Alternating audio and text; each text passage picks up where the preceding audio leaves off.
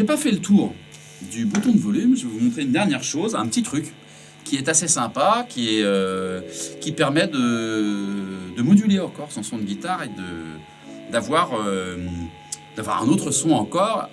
Je vais vous montrer comment on fait du violoning, ça s'appelle comme ça. En gros, l'idée, c'est de jouer une note, volume de la guitare fermé, d'ensuite ouvrir le volume de la guitare, et ça donne ce genre d'effet-là.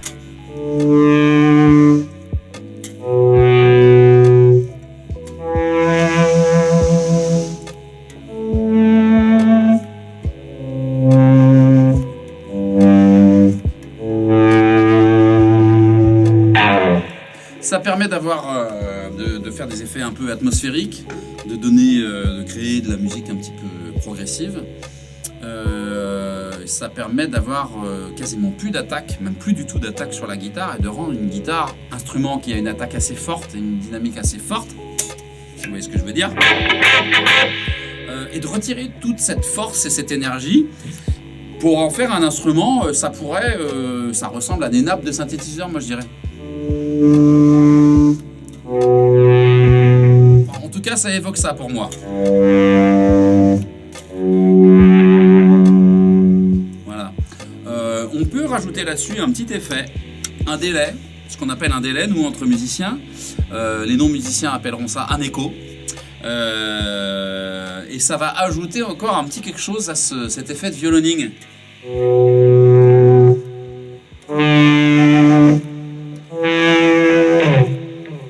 Je vais exagérer un petit peu l'effet de délai.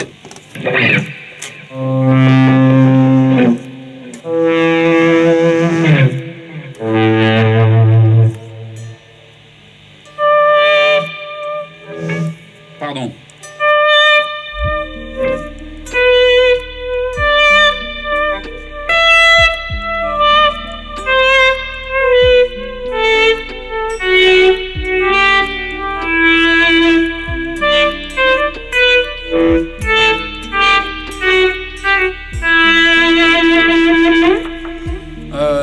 Voilà, donc une possibilité de plus de la guitare.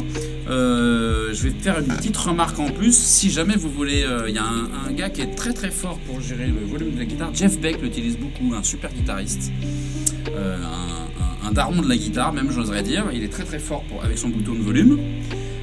Et d'ailleurs, il utilise tout ce que je vous ai montré tout à l'heure de façon vraiment... c'est vraiment un gars qui cherche la texture qu'il faut pour le morceau. Et il y a un autre gars qui est très fort avec son bouton de volume, il s'appelle Yngwie Malmsteen, c'est un guitariste un peu particulier qui joue très très vite et qui a un melon comme ça. Mais il a un jeu vraiment particulier qui vaut le coup d'être entendu au moins une fois, très technique, où il allie classique et hard rock. En gros, alors c'est un jeu qui est un peu répétitif, donc je vous invite à pas forcément écouter toute la discographie, mais ça vaut le coup d'être écouté. Et notamment, il est assez fort pour faire des choses avec des effets de violoning comme ça avec son bouton de volume. Voilà. Du coup, je crois que j'ai fait le tour de tout ça, de tout ce tableau de bord de la guitare, comme on pourrait appeler ça. Et donc, n'hésitez pas à venir essayer cette strat, puisque je vous ai parlé de celle-ci, de venir tester ce switch, tout ça, les volumes, les tonalités, sur un ampli d'Eloco Music, histoire de vous faire la main. N'hésitez pas, elle est aussi là pour ça, cette guitare. Voilà. Alors évidemment, il y a la même chose en moins élaboré sur la plupart des autres guitares ici, mais moi je trouve qu'une fois qu'on est capable de jouer quelques morceaux et que la technique pure guitaristique commence à ne plus être vraiment un problème, ça vaut le coup de jeter un œil là-dessus pour réellement trouver son son de guitare et trouver sa place dans chaque chanson, dans chaque groupe dans lequel vous allez jouer. Voilà. Du coup, merci d'avoir suivi ce petit tuto d'Eloco Music. Vous savez où nous trouver si vous avez des questions et qu'il y a des choses que vous n'avez pas compris dans ce tuto. Et en tout cas, je vous souhaite une bonne fin de journée, de soirée, que sais-je. Et je vous dis à très bientôt pour un autre tuto ou pour nous voir en vrai. Ciao, ciao!